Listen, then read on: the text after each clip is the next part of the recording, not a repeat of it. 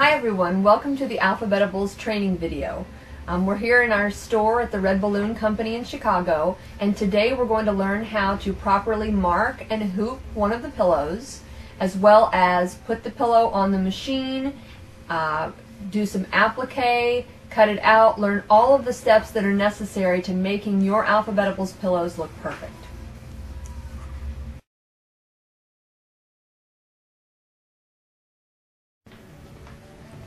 So the first thing that I'm going to do before marking is I'm going to lay my pillow out flat, making sure that the zipper is facing down and toward me.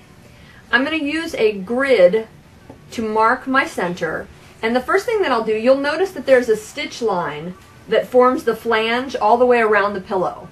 On that line, I'm going to put my grid so that it's at 5 1/4 and 8. But because the fabric is stretchy and it has some give, I always want to make sure that I'm in the direct center. So the first thing that I'm going to do is I'm going to fold this pillow over and I'm going to pull just slightly to make sure that I'm in the exact center. So here I can see that I'm not actually at 8 on my center, I'm at 7 3/4, and that's fine. So what I'm going to do is I'm going to take this pen, which is disappearing ink, and I'm going to mark my center just like that. Then I'll put that back, remove my grid. Then I'm going to unzip my pillow, grab one of my hoops, and I do want to show you what type of hoop that we use. So we use a 9 by 12 inch hoop. I'm sure you have something like this similar in your store. It doesn't have to be 12 inches wide, but this will fit exactly in the pillow. So the first thing that I'm going to do is I'm going to put my hoop in, and on our hoops the writing is face up. So I'll put that in there, and I'll make sure I really get it good up against the flange here. And then I'm going to take a piece of stabilizer. Take my stabilizer, put that in there, and I actually will tuck it kind of over the hoop a little bit. And I know you can't see what I'm doing, but with my fingers I'm just kind of tucking it over the hoop to make sure that it's properly hooped when it's inside. And one thing you might notice about this piece of interfacing is we actually don't use interfacing in the entire hoop. And this is kind of a cost-saving measure for us. We found that we could do it both ways, but they look just fine with just having this much, because none of the letters are more than 9 inches wide. So I'm going to put that there, making sure my zipper is away from the hoop. Then, because all of our letters are sewn upside down, we always tell people the eyes go out. So I will put my hoop in, make sure this guy is kind of in the center, just to make it easy on myself. And then, of course, the fun part, pushing it down and kind of pulling that pillow a little bit so that I'm forming a nice drum. And then we're all hooped up and ready to go.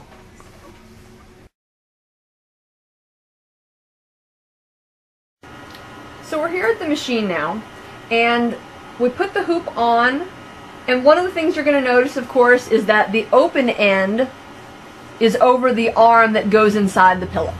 Of course, you don't want to do it the other way, because then you would completely close up your pillow and nobody would like that. So I've got my pillow in its hoop on the machine, and what I've done first is I've selected which letter I'm going to choose. And the letter that I'm choosing right now is the letter P.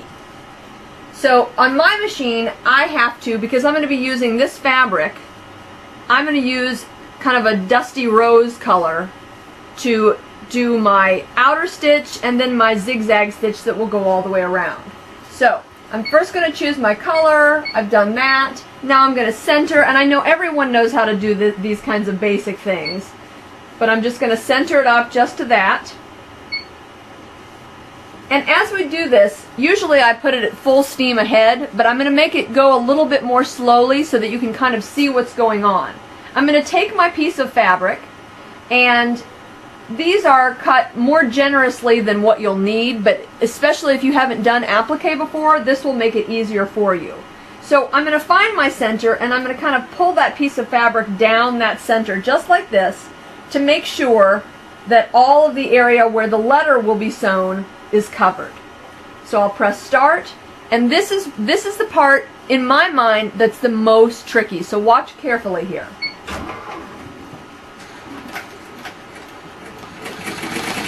You can see what I'm going to do is I'm pulling the fabric with my fingers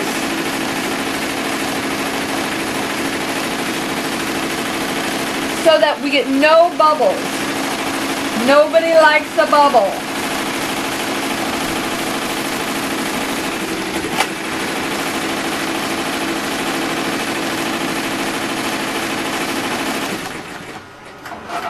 Okay. Hopefully you could hear me there. One of the things that I was talking about as I was going is that I'm going to kind of use my fingers to guide that fabric as it's sewing so that we won't have any bubbles within the letter. The next thing that I'm going to do is I'm going to hit move hoop, and then the letter will come out from the machine. I will grab my applique scissors, and if you've ever seen applique scissors, this is what you look like. I mean, you can get, this is what they look like. You can get them at any fabric store. I go ahead and order them from EMB Supplies, which is where I get all of my supplies. But what I want to do is I want to start at an edge where I can make some headway. So on the P here, I'm going to start in this corner, and I'm going to start cutting, and I cut very, very close to that line. And then I'm going to come around here, and I keep cutting. But as you can see, now I'm kind of at a weird angle. So I'm stopping there. Then I'm going to come around to this side, and I know you can't see very well, but I'm going to get this little corner. And you may not be able to see this, but there's a jump stitch right here. I'm going to go ahead and take that jump stitch out as I'm cutting. Still cutting. I'm going much more slowly than I would ordinarily because I want you to be able to see what I'm doing. So then I come over here. I made a little notch there. Don't be afraid that you're going to go through the pillow. You won't. But I made a little notch there, and I'm continuing to cut. And then I'm going to come around and get this area that was more difficult because I'm a righty. If you're a lefty, it might be easier the other way. I can see here that I've got a little bit too much fabric, so I'm just going to kind of trim that down right there. And then I'm going to come in here, again, notch, stick the bottom part of my applique scissors in there, and just start cutting around.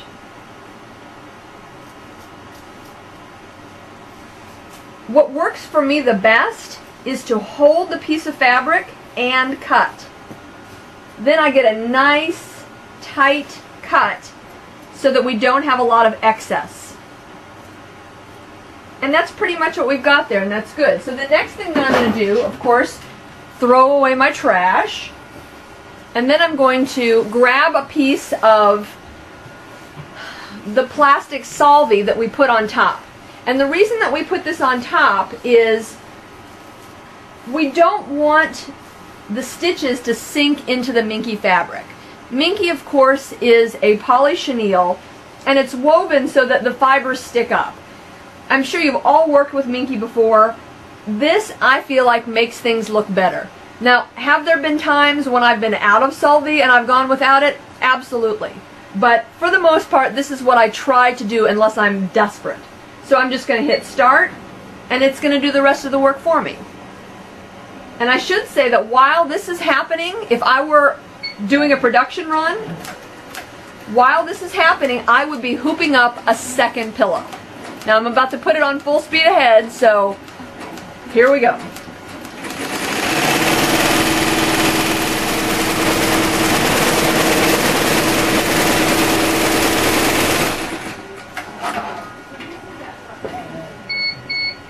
And we're done. And the first thing that I want to do immediately is take it off the hoop and pop it out. And the reason that I want to do that, you know, we don't have too much of a problem with hoop burn. And I will say that I probably don't hoop the pillows as tightly as I could. Nobody likes hoop burn. It's a common problem with Minky. But as long as you take it off right away, the hoop burn will dissipate pretty quickly. So I'm going to pull my hoop out here. And then I'm first going to take off my Solvay. Just kind of rip that off, pulling it all the way around.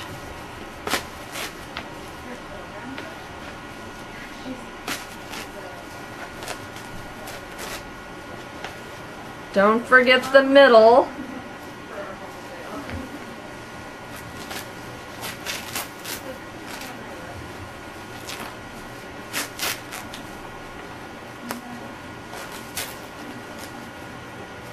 Pretty good. Then I'll throw away my Solvay.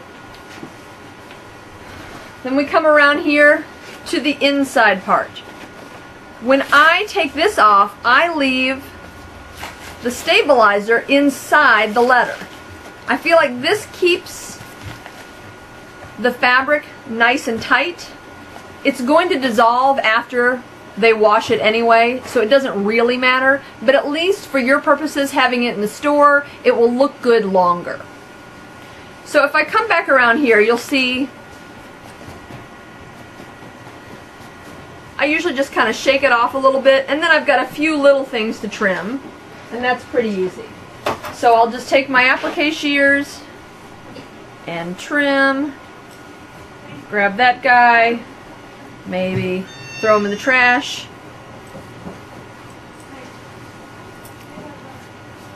And that's it. And it's pretty easy.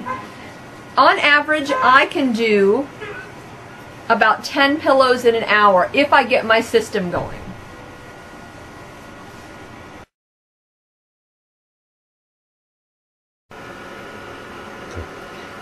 So I'm going to call this section of the video "When Bad Things Happen to Good Pillow People," because there are a few tricks that, if you know them, can save you a lot of time and a lot of wasted materials. One of the things that occasionally happen if we're not paying attention, or if we're trying to use that last little bit of scrap to make a letter, sometimes we may not be able to fit the entire letter on the fabric. So I'm going to show you what you can do to remedy this problem. The first thing that I'm going to do, of course, is center my pillow.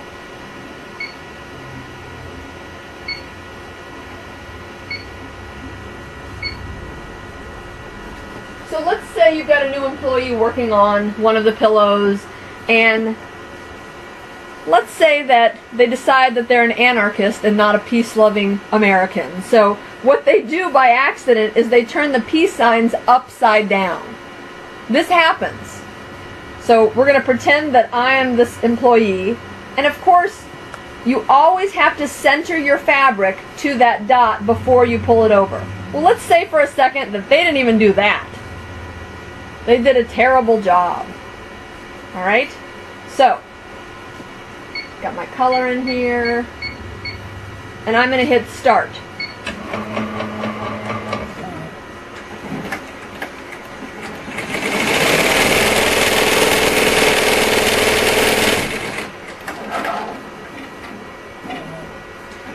Still using my hands to move the fabric properly. So look at this. Oh no!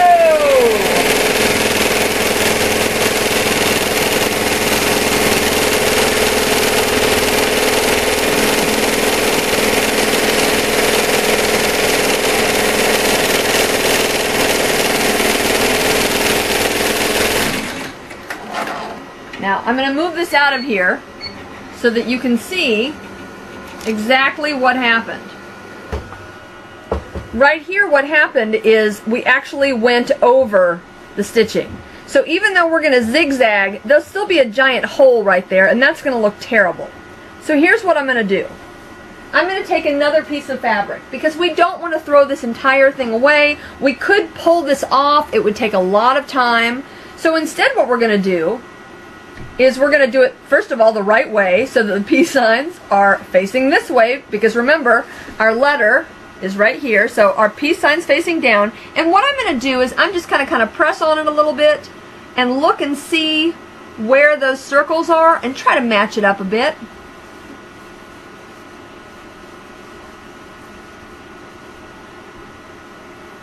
Okay, so I can see now that it's going to go over that section, and it's over this as well. And it's pretty well matched up. I might do this. It's still good? That's a little too close for me, so I'm going this way. There we go.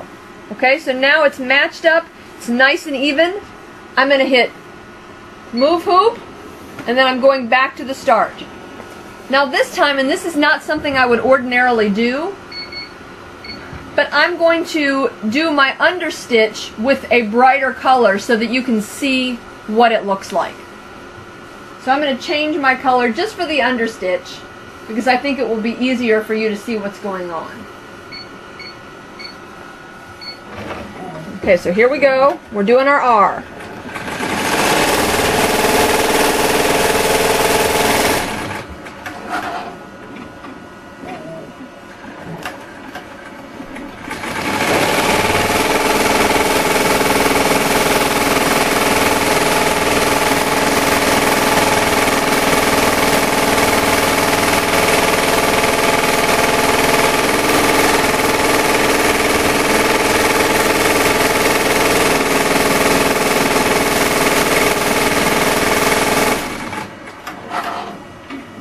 Now I'm going to move my hoop, grab my applique scissors. So this might be a little bit more difficult to cut, but that's fine. We've got 2 pieces instead of 1.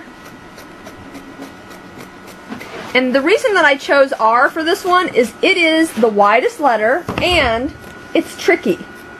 There's a lot of little things that you kind of have to pay attention to. First and foremost, this little section in here. I can't tell you how many times I have gone ahead and done my zigzag stitch and forgotten to cut that part out, which you can do after the fact if you have to, but it certainly looks better if you do it this way. Now again, as you can see, I'm holding this fabric, and I'm going to come over here so you can see, getting that nice and tight. You don't have to get this tight. This will be fine. The zigzag stitch will still cover that.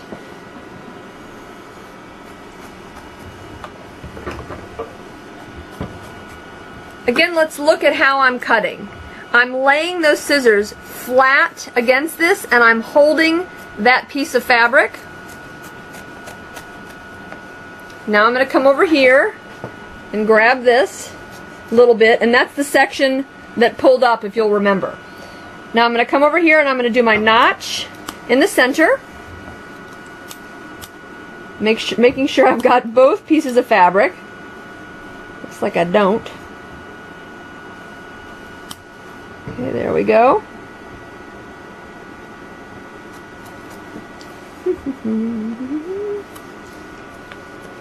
There we go. Got it all now.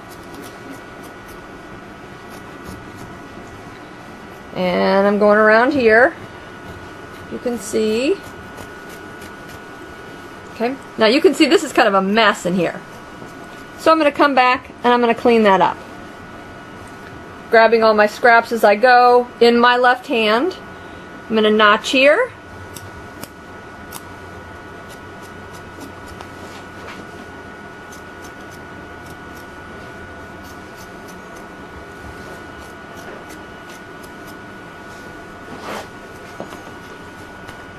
Okay, and then we're good to go.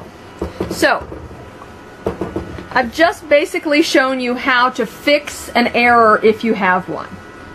These little guys over here you can certainly trim off once you're done. Sometimes it's easier to trim as you're going. Then I'm going to put my piece of Solvay on top and let her rip.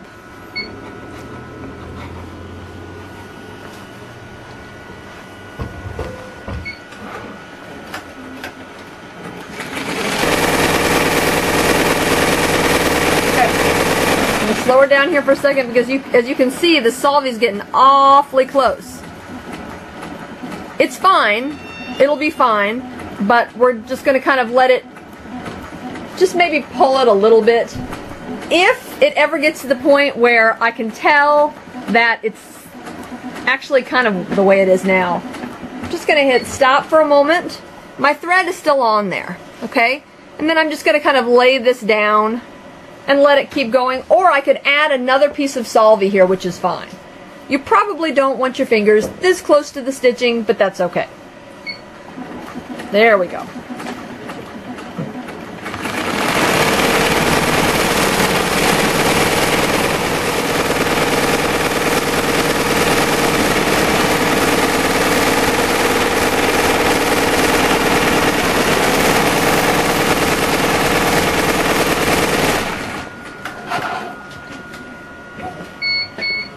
And we're all finished. So, again, pulling it off the hoop, pulling it off the machine right away, popping that out. Now, if you are in a very warm climate, one thing you may notice about the Solvay is that it gets very difficult to pull. And conversely, if you live in a cold climate like we do, it's very easy to pull because it just kind of hardens up a little bit more. In the summertime, if we don't have our air conditioning going full blast, it can be very, very difficult. So remember this little section right here that we kind of folded over? That's all good and totally fine here. Okay? Just kind of push that back. Always have a trash can close by. Now I'm ripping out the center. Generally, if I were doing production, I would wait until I had hooped a new letter, had it on the machine, had finished appliquing, and was letting it zigzag all the way around until I started this process. But as you can see, it looks great, and it's ready to go.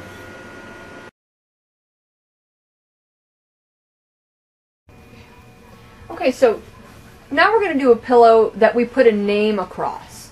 And the two font options that we offer here at the store are either curls or block. So we're going to show you one of the more popular designs, the curls. I know it's popular and ubiquitous everywhere. But I want to talk a little bit about what size works best with which letters. If you have a skinny letter, and when I say skinny letter, I'm talking about A, I'm talking about J, L, I. All of those skinnier letters, I would make the word no more than 5 inches wide. If I have a wider letter, something like O or R or M or K, I would make it at least 6 inches. And of course, if the name is extremely long, you're going to have to alter that in some way. You may have to make it 7. You can go on our hoops up to 12 inches, but then it looks really strange. Try to keep it at most in the 6 to 7 inch range. So this girl's name is Elena, and we're going to put it on a pillow. So the first thing that I'm going to do right now, as I've got it, it is just over 4 inches. So because E is one of our wider letters, I'm going to increase it in size until we hit 6. And then I'll click OK. But you must remember, because all of our pillows are sewn upside down, we're going to have to rotate it around. So I'm sure on your machine you can do something much fancier, but with us we just grab our little handle, rotate it around, and then it's ready to go as soon as we center it. Okay? Now you may be able to send this directly from your computer to your machine, or your machine may allow you to do it right there on the LCD panel, but for us we save it on a USB drive and plug it into the side of our machine. So I've centered it, I'm going to save it, go to my computer,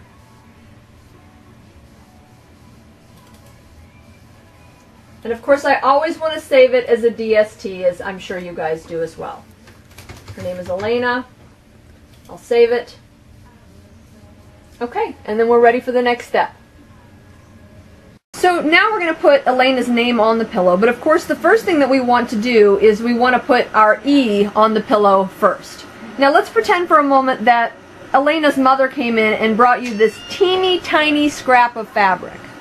And you're nervous that you're not going to be able to fit this teeny tiny scrap of fabric, that the E will go over the piece of fabric. So here's what I do in these situations. I center it up to my dot right there, and then I'm going to hit start without putting the fabric on. So what you'll notice is that it's going to start drawing the E for you, just like it would if we had the piece of fabric there.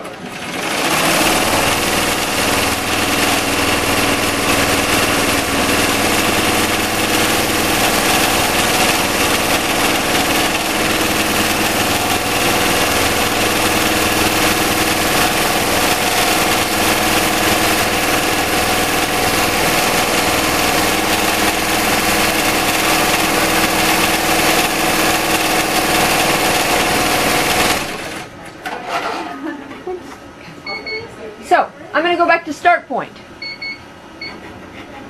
I know exactly where this letter is, so I can take my teeny tiny piece of fabric and make sure that that fits over there nicely. There we go, checking everything. Looks good, looks really good. Okay? Let me tuck this little guy up here so he doesn't get in things too much. There we go. Okay, and I'm ready to start.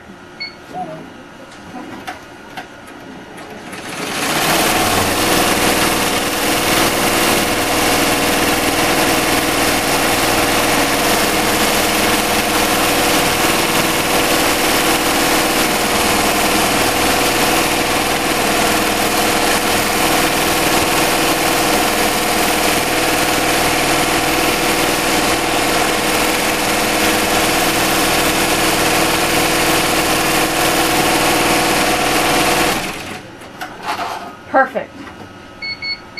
Now I'm going to trim it up.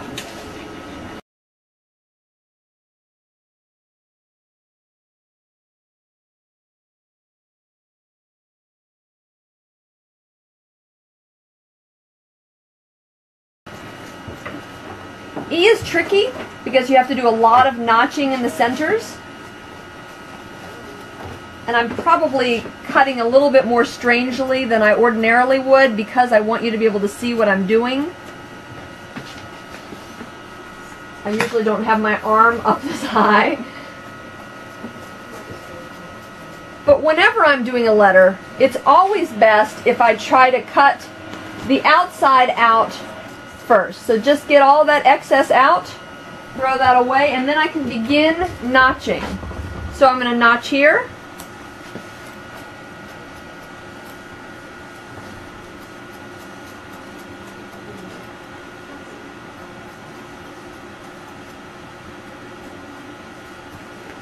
Okay, then I'm going to notch over here.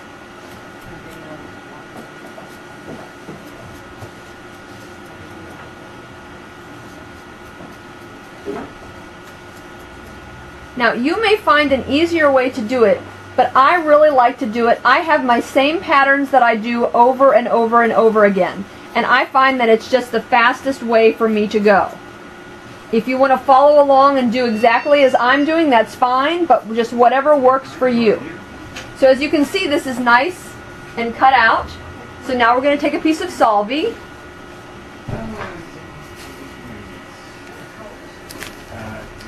And pop that guy on there. Now, when I'm doing a name, I sometimes use a larger piece of Solvay because the name is going to come out here. Now remember, it's already centered underneath there, but the name will come out to about here, so I want to have a bigger piece of Solvay. So we're ready to let this guy go. But before I do, I should tell you that if this were just a plain letter, I would probably outline the whole thing in white. But because we're going to put Elena's name in white, I'm doing it in a green color that matches this letter.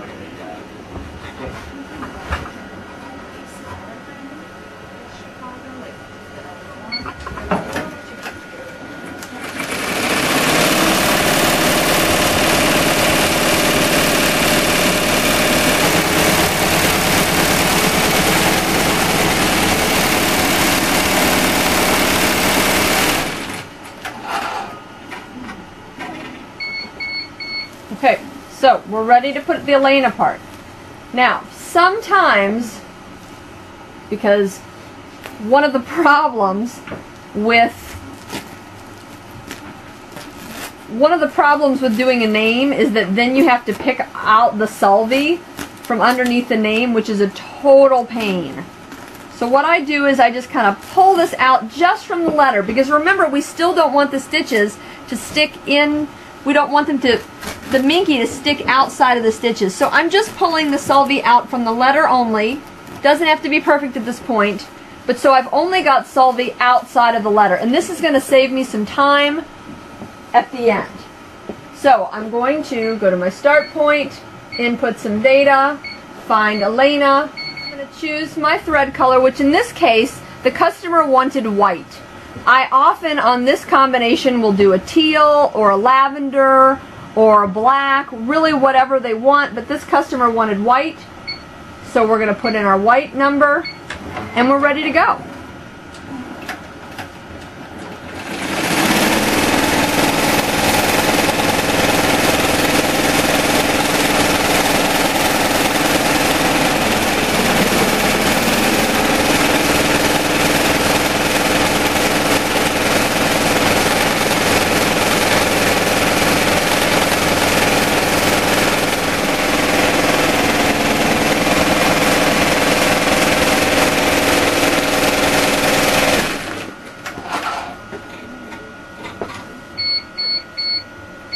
Okay, so to make it easy on myself, you may have jump stitches on yours or you may not. I try to cut the jump stitches first, just a little easier. Get them out of there. Hopefully you don't throw them on the floor like I just did. But this will just make it much, much easier when you're taking it apart. You know, I love doing these and they're so pretty, but they're so much more time consuming than just the traditional letter. We charge an extra $10 to the customer to do this, and you can see why, because it takes time. It looks great, and people love it, but most people are just as happy with just the letter. I guess it depends on where you live and what people like. So I know this is kind of negating my unhoop immediately policy, but trust me, it's so much easier this way. It'll save you a lot of time. And because I've already taken off all of my solvi inside there, I don't have as much pulling to do. Looks pretty good, and here we go. Pop it out, and then we're just ready to rip out the back.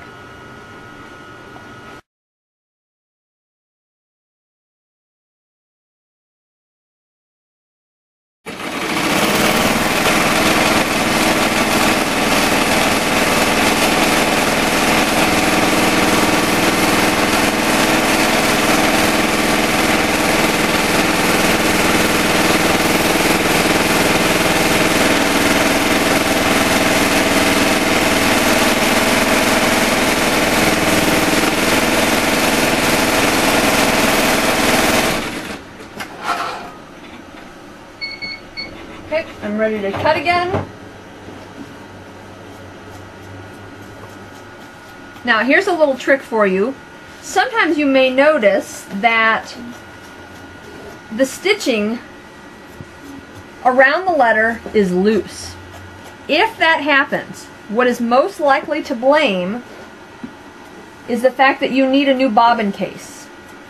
We try to replace our bobbin cases at least every couple of months. That way those stitches stay nice and tight.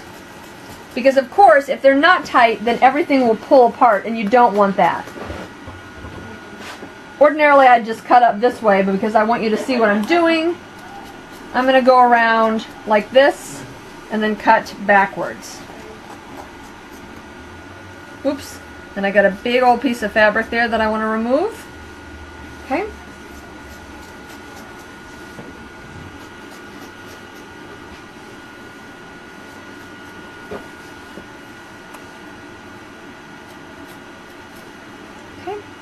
And we've got all that. Cut everything off.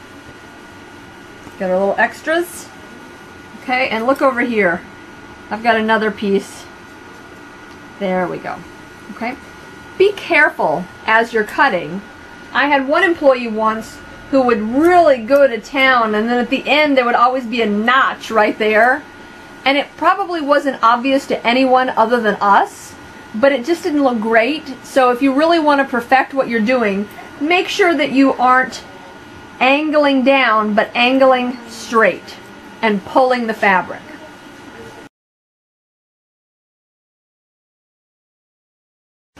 Okay, so now we've got a fun conundrum.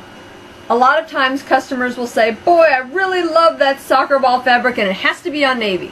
That's fine. We definitely want to have a white stitch because otherwise it's going to completely blend into the pillow. But another trick with working with the darker pillows is the fact that sometimes it's very hard to see your marking. We are lit up like a Christmas tree in our back room here today, but generally we don't have this much light. I can pretty easily see that little purple dot right there, but usually I cannot see it at all. So here's a couple of things that you can do. One thing, when I'm centering, I will take a pair of scissors and I will put my tip right there. Then I'll know exactly where my center is. Even if my eyesight is failing me, no problem, I know exactly where my center is. It's always, of course, best to have the brightest light that you can, but this way you'll know where your center is and your letter will be centered on your pillow. Alright, so I'm going to start to cut out my H. And again, with a letter like the H, I'm going to try to cut all the way around first. That'll save me some time later.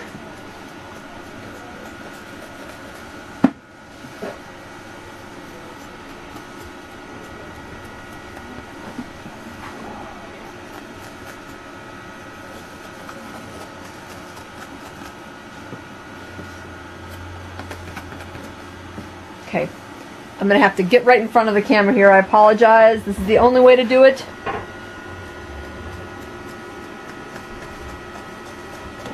I mean, you can kind of see that we are in extremely tight quarters back here, but we still managed to make it work, and we still managed to crank out hundreds of these guys a month without any problem at all. As long as you always have everything that you need close by, just like with cooking. They call it in cooking mise en place. You get everything ready before you get started, and you're able to go much more quickly.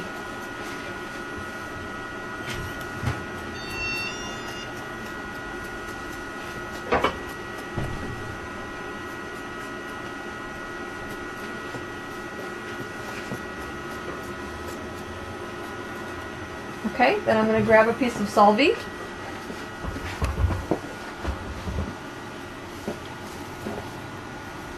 And away we go.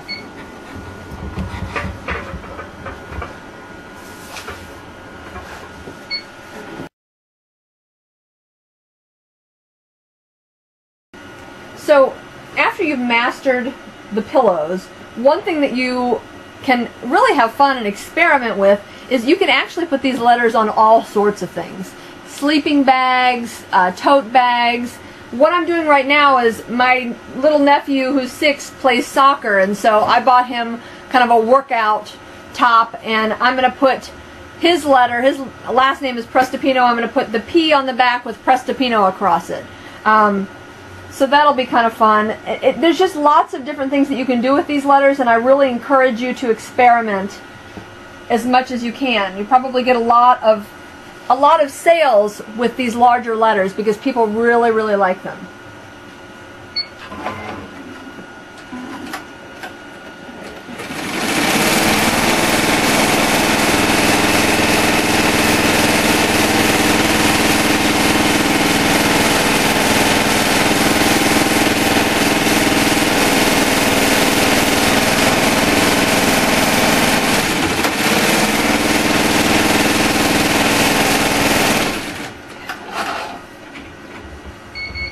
So one thing about appliquing on non-minky, and if you're appliquing on duck fabric, like for a tote bag or something, it will be easier. But this material that this workout top is made of, it's pretty delicate. So I'm going to be a little bit more careful than I would be with the minky, which is kind of forgiving when you're cutting your applique. Because I really, really don't want to ruin the shirt. Okay? And the more you grab that fabric and pull it tight, the better it will look. Got a little notch action in there.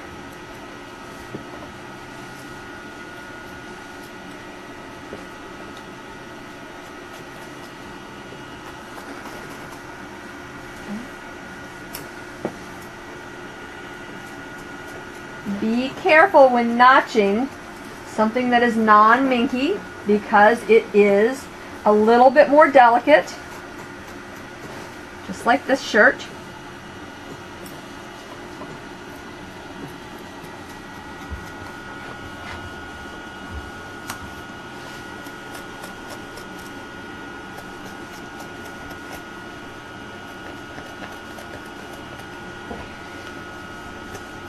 For kids' rooms, it would also be great. You can do these on blankets, you can do them on towels. There's just really a lot of options. Getting this last little notch. Okay, and then we're ready for our solvi. So if you were a 6-year-old soccer star with a crazy Italian last name, you would probably think this is the coolest thing ever also. I highly encourage you to experiment with these letters. You can put them on all sorts of fun things. So have fun, and if you have any questions at all, please don't hesitate to let us know.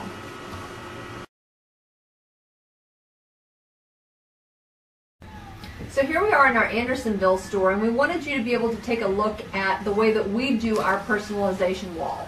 As you can see, we don't even have that many Alphabetables displayed, and it is displayed with all of the other products that we currently stock for personalization.